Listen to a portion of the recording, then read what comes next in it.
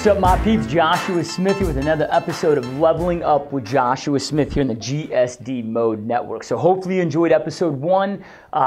This is going to be a great channel that we're adding to the network. Really stoked to have you involved in this, and every single week, man, we're coming at you. I'm coming at you with different areas of leveling up, different struggles of leveling up. When you're out there pushing hard, things happen, right? Things come up in our worlds that kind of knock us down. I mean, this world, this business world, that's not just the business world, the universe in general, kicks the living shit out of you, right? Like, one thing that you could be guaranteed is that this universe, life, is going to beat the living shit out of you, right? It's how you get back up, how you respond to it that really defines you and really defines your character, right? So today, what I want to talk to you about today is haters. You know, right? You're going to get haters, dude. You're going to have haters. But I want to talk about haters, how to deal with haters, what kind of lens to look at haters, because haters can absolutely destroy you if you let them. But then also talk about what's the difference between haters and constructive criticism. You know, because sometimes constructive criticism can come off as somebody trying to hate on you, hate on your success, hate on what you're doing when it's not, right? So we want to be able to analyze the difference, because constructive criticism sometimes can be one of the best things that, some of the best feedback that you're getting, right? So first off, haters. Why you need them, why you need to learn that you love them, right? So what is a hater, dude? A hater is just somebody that is against you, dude. That when you fall down, they're clapping. When you're succeeding, they're not clapping, right? They're going to try to tear you down, tear your business down, whatever it may be, and why? Like, why are they doing this? And you got to understand why they're doing it, because otherwise, again, you guys, it is so easy to allow haters just to mess with us mentally on such a big arena. And then we quit going after what we want to go after. Like, the number one regret on people's deathbed is not living the life that they wanted out of fear of criticism from others, right? And these are people that don't give a shit about you. You know, right? Like, they don't care about you, dude. You know, there's a Newsweek study that was published some time back, and it showed that the average American funeral has 100 people that show up. 100 people that show up to the funeral, right? Of those that show up, dude, only 10 cry. So 90% of the people that show up to your funeral don't care enough to even shed a tear. But what's even crazier is half of the people that show up based on the weather, like depend on the weather. So if it's like raining out, they're like, peace out, right? So when I heard that study, I'm like, holy shit, okay, I need to start lasering in and getting laser focused on who are those 10 people that are going to actually cry at my funeral. Like, who are those 10 people, right? I'm going to identify who the hell those 10 people are, and I'm going to start living my life hardcore for those people. Not that I don't care about the other 90. Like, I'm not going to be like ruthless and cutthroat and whatever, but I'm not going to necessarily take their opinion to heart. I'm not going to necessarily, if they have to criticize or start tearing me down in an element, I'm not going to take it to heart, dude. I'm living my life for those 10 people that I know for a fact will be devastated at my funeral, right? That's where I'm going to live my life, and really everybody else, again, I'm not trying to be cutthroat and ruthless against them, but I'm not going to take to heart, again, the negative feedback, whatever else it may be. You know, and the vast majority of the reason that people are hating on you or that coming at you with that feedback is because it's the easiest thing to do, right? Like, going out there, taking action, doing what you're doing, leveling up, taking massive levels of action, going after your dreams, visions, and goals, dude, is extremely, extremely hard to do, right? So that's too difficult for them to do that. They're too much of a fucking coward to go out there and hustle and do what you're doing. So what's the next easiest thing for them to do is then to try to knock you off of your pedestal, right? To take you down. So they're doing it, dude. It's really just a security defense mechanism of why they're doing it, to make themselves feel better about themselves, because now you're making them feel like shit because they're not going after their own dreams, their own visions, going after their own goals. So then, like, just having you in their presence makes them feel like shit about themselves personally.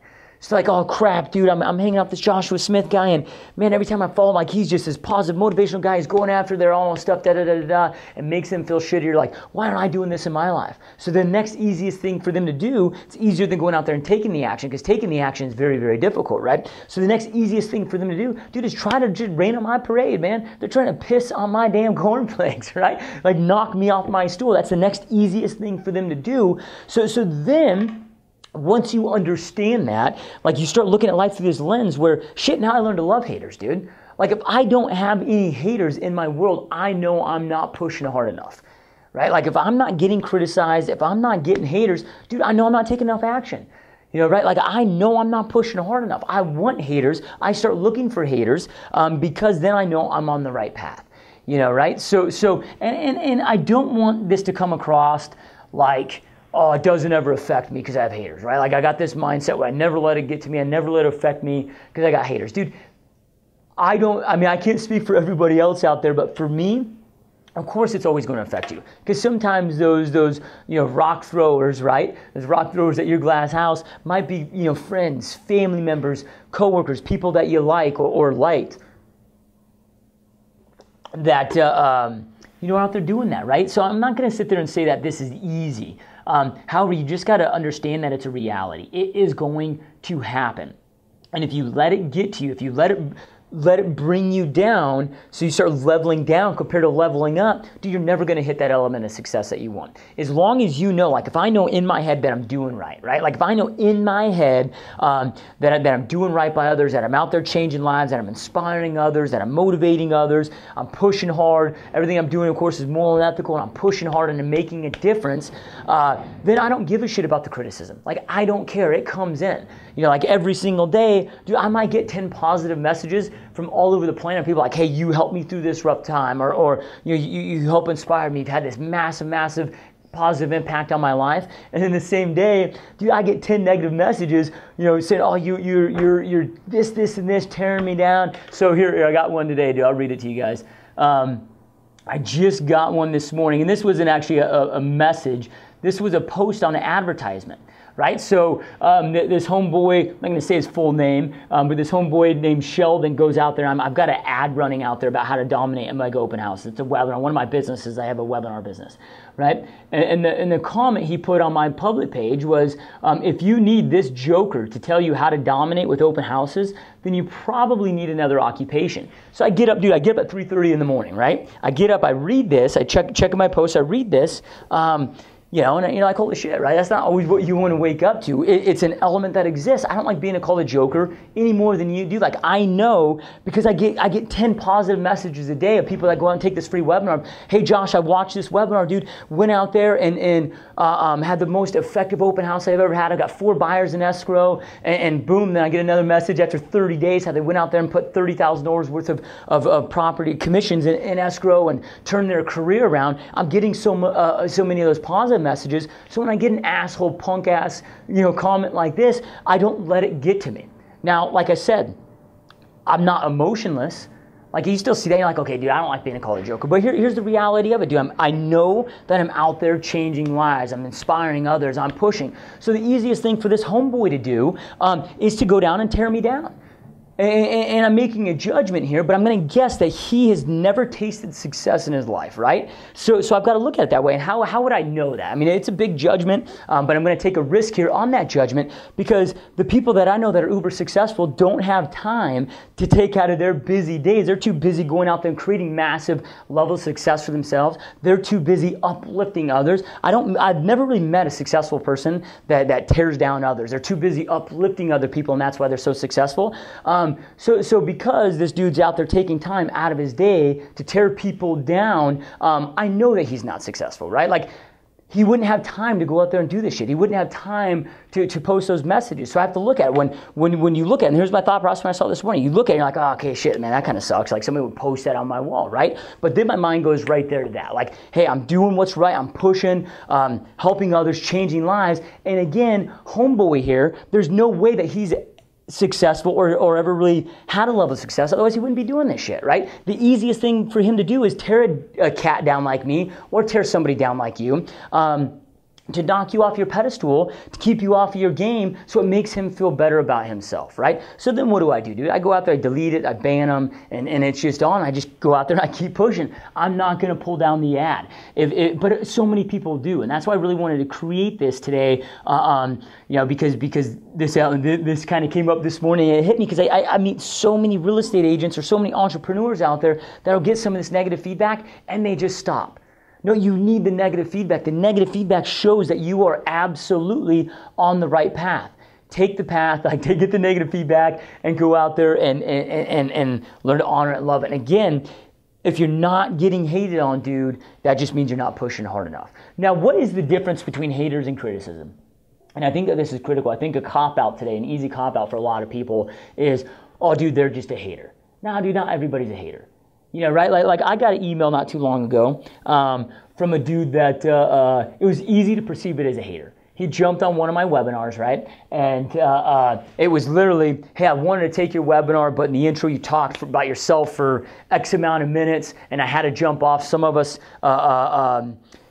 want to go out there and create success in our world and don't have time to waste talking, listening to you talk about yourself, right? It was freaking nasty, pretty. I don't want to say nasty. It wasn't like using profanity in there, but it was a pretty hardcore email. And the easy path would have been for me to bid them like, all right, dude, you're a freaking punk. You came on my free webinar where, okay, yeah, I might introduce myself and talk about myself for about 10 minutes, but you're getting free shit for 80 minutes, dude. That's valuable. That people pay $1,000 an hour for. So, shut your damn mouth, right? That's the easy persona to take it and just brush them off as a hater. However, I looked at that and I'm like, okay, dude, let's not go jump into the emotional state and just write this cat off as a hater. Let me analyze really what he's saying. And then I went back and listened to the replay, dude. When I listened to the replay, I listened to as trying to be as a guest would be, right? Not as me presenting it, but how would I feel if I was somebody listening to this right now and listening to this host talk about this. And I realized, dude, yeah, it was twice as long as it should have been. Right? Sometimes when we're operating at a fast pace in the game that we play, we're not always paying attention. Right, to how things are going. So it forced me to then reflect, right? And then I got better, dude. It made me reflect. I re-listened to it. I'm like, you know what, dude, this guy's right. Even though it came off harsh or whatever to me, dude, he was right. Right? It would have been easy for me to brush Homeboy off as a hater and just kept on going what I was doing. However, because I didn't, I took that as criticism. I listened to it, got myself out of the emotional state, reflected, went back and re-listened to it, realized that he was freaking right. If I would have been listening to somebody else that I didn't know's webinar, and they would have talked for as long as I did just about themselves, boasting about, their successes and da-da-da-da-da, I would have been pissed off too. Now, I wouldn't have sent that message that way. I would have had a little more respect than that probably, but I got what he was saying, dude, and I got better for it. So then what happened? I got better, I implemented it, and I sent the dude a message. I'm like, hey, dude, I apologize for that. You're right. I watched the replay. Dude, you were right.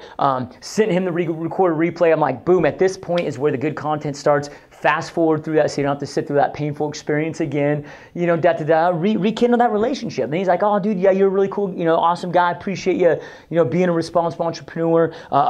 Most wouldn't have taken that email that way and whatever, right? So there's a huge difference between criticism, constructive criticism, and haters. And you've got to understand that. A hater is just somebody that's just being a bully, dude. They're just tearing you down. Now, if somebody's offering you, even though it may be painful, they're offering you constructive criticism, you've got to be able to tell the difference. And hopefully that email scenario that I just told you, helps kind of outline what those are. There's the two differences. I had the hater that just jumped onto one of my Facebook ads I was doing and started tearing it down. Right? Like he was just tearing it down. He wasn't offering any type of criticism with it, any type of suggestions. He was just tearing it down. The other email, even though it may have been a little harsh for me to read initially, was a constructive criticism email that would have been very, very easily taken on as as a hater, brushed off, but allowed me to better my business, right? So I wanted to bring that up to you because I think that's very, very critical. Now, here's something else that I've adopted in my life. I can't remember who I heard this from initially, but it's something that I've adopted and I think is very, very powerful. So a lot of people are going to give you advice, right? And a lot of this advice, I don't want to say they're haters, it might be with the criticism, whatever, but a lot of the advice is going to be bad, negative advice, right? And they're not doing it intentionally to hate on you. They're not doing it intentionally to hold you back. They're doing it subconsciously to make themselves feel better about themselves because they're not going after their dreams, visions, and goals. They're doing it as a protection mechanism because maybe they don't want to see you get hurt out there. And some of the people that are the worst with this, dude, are parents, are great friends, great family members, teachers. You know, if you guys saw recently, I did an interview with Steve Panate. So Steve Panate is this badass entrepreneur, badass real estate agent. First year in the business, closed over 40 deals. When your average agent does like 6 deals a year, this dude, first year out of the gates, has done over 40 deals. But what's the most impressive about it is he has a very, very bad speech impediment, like a hardcore stutter, right? And it's gotten a lot better over the years. He's got very, very intentional, working with a speech therapist, spending thousands and thousands of hours of getting it better, but it still exists. You know, right? So he had a teacher, though, in high school that brought him aside and told him, they said, Steve, you need to be prepared for the future. Like, you need to be prepared that your speech impediment, your stutter, is going to have a big negative impact. It's going to impact you negatively through life. Like, you need to be prepared for this. So what was that teacher doing? Dude, that teacher was trying to protect him, trying to prepare him, protect him, whatever, but it was freaking bullshit advice, right? Like, it's absolute and utter bullshit. You know, so you know, the teacher probably was like, oh, I wish people would have protected me in my life because I went out there with these big dreams and maybe I was just too much of a freaking coward to push through it and keep persevering. So instead of leveling up, dude, I leveled down and allowed all of that noise, and it's just freaking noise that exists in the world. I allowed all that noise to get to me. So then I just went out there and played it safe and never became the person I know I'm capable of becoming. You know, right? So then subconsciously, then they're giving that same advice now to Steve. Thank God Steve didn't listen to that bullshit, right? You know, because if he would have listened to that, dude, he would have been stuck doing some back-end office job, never dealing with people in the general public, never doing what he's doing now. Instead, he's like, no. I mean, I think his exact words were like, no, dude, I decided to own it. I decided not to run from it. I decided not to allow that advice to get to me. Instead, I was like, no, dude, I'm going after my goals, dreams, and visions. I'm going to grab this stutter by the beard, punch it in the face. I think were his exact words that he was using. And he owned it, and he went after his goals, dreams, and visions, dude. And now, homeboy, he's 30 years old. He's overcome his some of the greatest fears that people would never do. You know, he used to freaking run and hide in the bushes from people because he wouldn't have a conversation. You know, because the stutter was so hardcore. To now, dude, now he's publishing TV shows and doing all this stuff in his real estate career, started his own digital network. I mean, he is just out there dominating, running toward his fear instead of running away, and creating massive, massive levels of success for himself, and will continue to do so, right? So a lot of these limiting beliefs that people put in your mindset, like, you've got to learn to eliminate these. And again, a lot of them come from parents. Like, what parents, they don't want to see you get hurt. They're going to try to protect you, dude. They're going to try to protect you in different elements. Oh, you know, don't set your expectations too high. Don't do this, right? Because they don't want to see you heartbroken. But it's bullshit, horrible advice, dude. Go out there and get freaking heartbroken, right? Get your shit knocked down. The best thing that can ever happen to you is to fail and fail on a massive level. Like, if you're not failing every single day, dude, or every single week or every single month, again, you're not pushing too hard. Right? Like, you are going to fail. You are going to get haters. Love them, honor them, keep pushing, keep doing it, and eliminate those limiting beliefs, dude. We were all born with infinite potential. You have all the potential that anybody else on this planet does. Dude, nobody is born with like some special uber genetic gene. Again, that's a limiting belief that we put in our minds. That, oh, the homeboy over here is a prodigy. Oh, homeboy over here is an awesome public speaker. They just like have this special gift. Dude, it's absolute bullshit. Like, dude, there's no special gifts, dude. They're just working harder at it than you. Like you must eliminate that limiting belief.